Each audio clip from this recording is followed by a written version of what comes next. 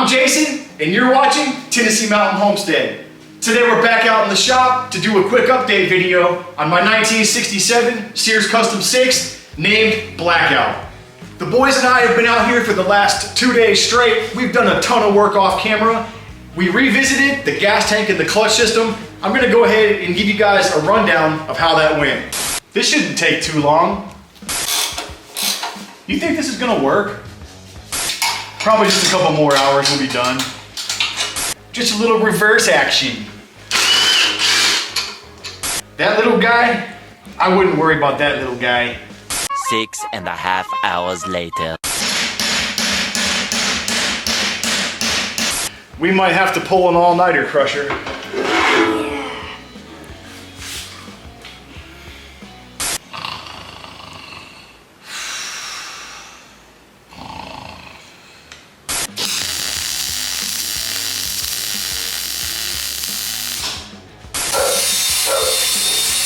2 hours later. Many hours later. I think it's gonna work. Man, my back is tight. Well, let's put it back together. And that pretty much sums it up. So, let's get this thing up on a wheel stand so I can show you guys what's going on underneath it. That's what's up. Check this out. If you guys haven't seen the video where we made the gas tank and we put in the initial clutch system, go ahead and check that out. That way you can see the process up till now. So let's start with the gas tank. What I've done, this here was the original leveling line that combines the two sumps together. It worked, but I wasn't completely happy with it. So what I did is I added a second leveling line from the back of this sump to this sump, and this sump is the lower point. So now, no matter if I'm going uphill or downhill, the fuel that's in this front sump has no place to hide. It has to drain out to the back. Which brings me to my next point. I added another lower sump, this triangulated lower sump in the back. This is absolutely the lowest point on the gas tank. And now my fuel outlet is right here. Come on and get a better look.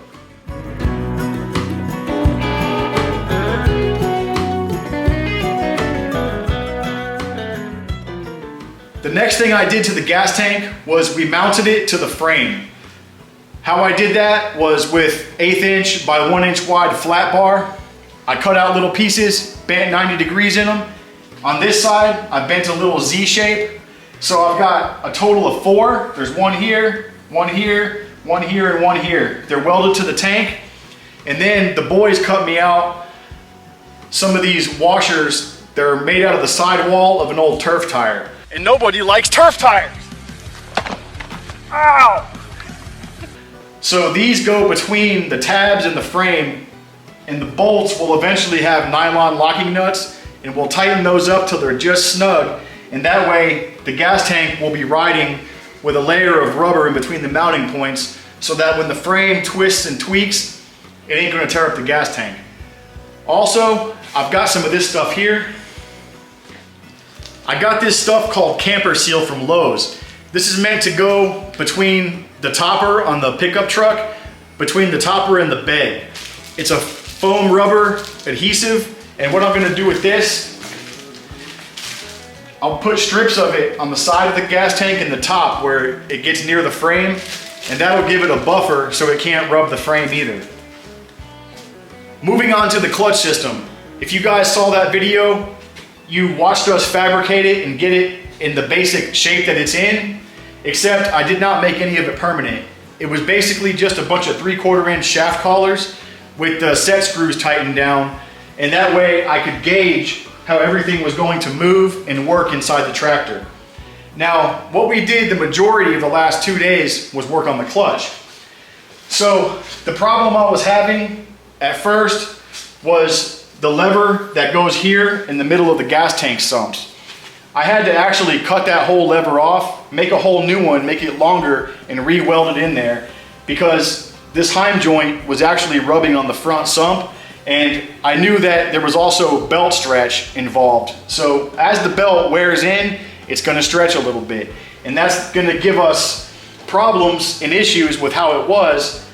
The lever was going to eventually start hitting up against the gas tank. So we solved that problem, and we also drilled and tapped completely through the shaft collars and that 3/4 inch rod. And now I've got socket cap screws, 5/16 18 in their place. So this thing is absolutely solid, everything's clear, and it works 100%. I'll show you real quick what that looks like.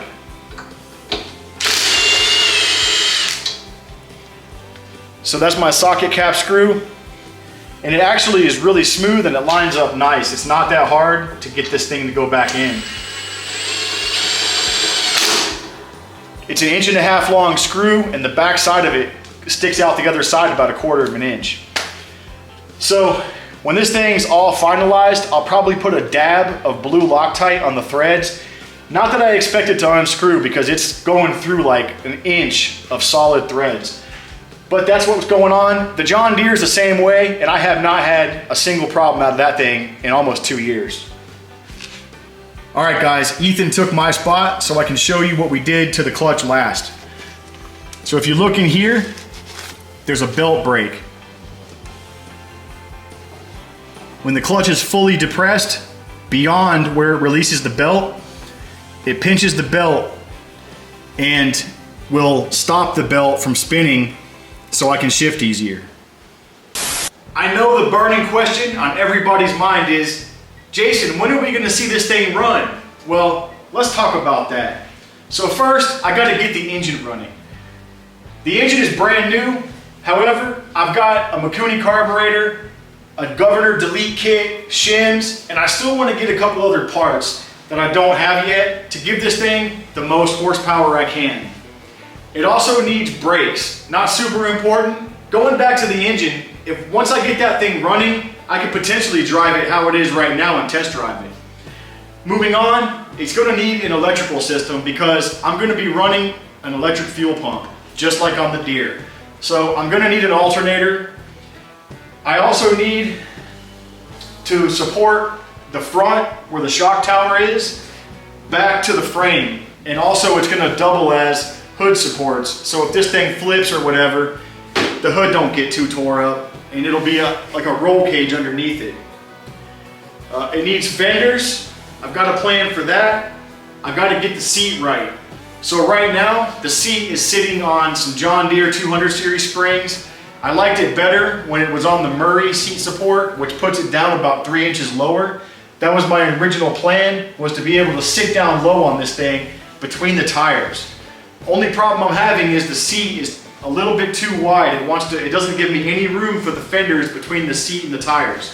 So I've got a plan. I'm gonna modify the seat to make it a little bit more narrow. I gotta do electrical on this. Not very much, a couple switches, a kill switch, a kill tether, and a key start or a push button start. No big deal. It's gonna need an ATV battery, something little that can fit up here in the dashboard. And I do want to get some sort of a trailer hitch or some kind of a plate, something back in the rear end that covers up the gearbox and makes it look more finished. Skid plates, those are going on for sure. And finally, paint. And I'll let the cat out of the bag a little bit here in case you guys haven't guessed it yet, but this thing is going to be completely blacked out, hence the name Blackout. I'm picturing like gloss on flat with maybe some silver highlights. I don't know yet. It's gonna look good.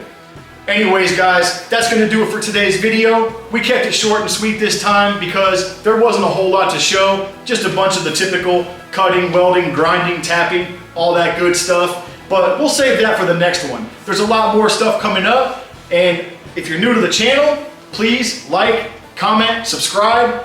Always love comments. I try to answer every one of them. Once again, I'm Jason, this is Tennessee Mountain Homestead, and we'll see you on the next one.